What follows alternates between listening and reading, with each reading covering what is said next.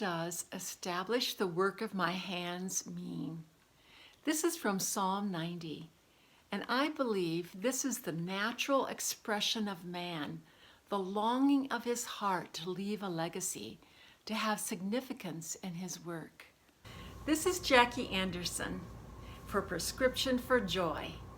My purpose in these videos is to look at Scripture together with you, to learn things that give us joy as we walk in our daily life with God.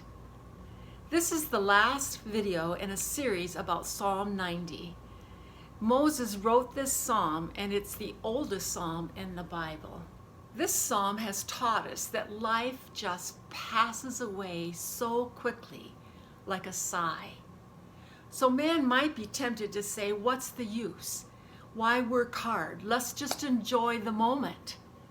But this last verse in the psalm, Moses prays for us. Verse 17, may the favor of the Lord our God rest on us. Establish the work of our hands for us. Yes, establish the work of our hands. Only God can establish the work of our hands. That's because He is the only eternal one. He is powerful, He is in control, and He chooses to smile on our work. This is strong prayer, my friends. It's a cry for help. Notice the exclamation mark at the end of the verse. We turn in prayer because we know the truth in Psalm 127. Unless the Lord builds the house, those who build it labor in vain. The word establish is used twice, and the definition implies something firm, stable, permanent. We all want significance. We want to invest in something that is eternal or lasting. The Egyptians built massive pyramids hoping to be remembered, but Moses invested in a nation. Moses was the leader of over 2 million people, and his heart was that his work would be established in the hearts of those people, that it would carry over to the next generations and into the promised land. When I was a stay-at-home mom, I was investing in 4 children. Sometimes I wondered, what am I doing? Washing dishes, diapers, cleaning up messes. But God taught me through the scriptures that what I was doing, whatever I was doing, was for Him. And I could leave a legacy in my 4 children, and they have given me great joy today. I believe that each one of us is unique. God has created us according to His own plan, and He will use us according to our gifts, our abilities, His timing, and His placing. This verse in Psalm 90 teaches us that we can ask God in prayer to bless the work that we are doing, whatever it is.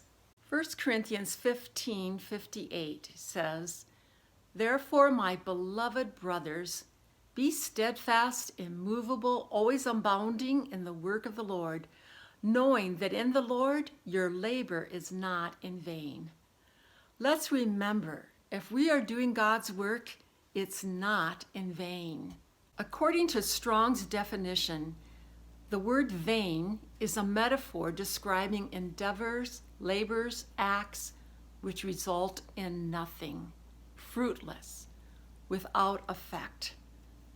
That would make you feel like you had no purpose. This comment by McLaren encourages us.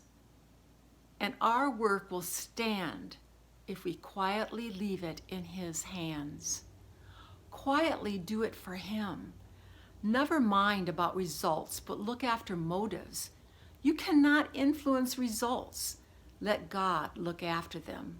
You can influence motives.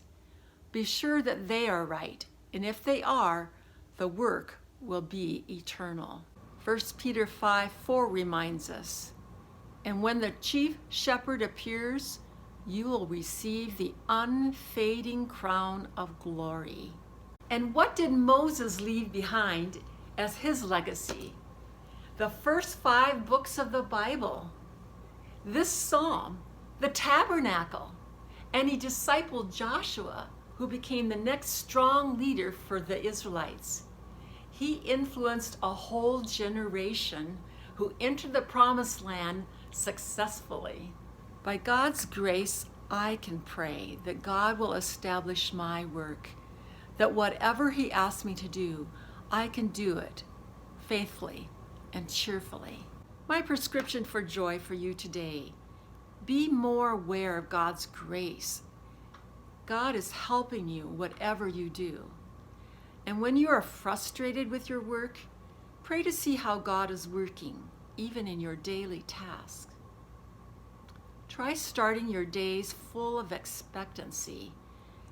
Remember that God is in heaven, powerful and loving, and he wants to use you today to fulfill his purposes. If this has encouraged you today, share with someone or subscribe.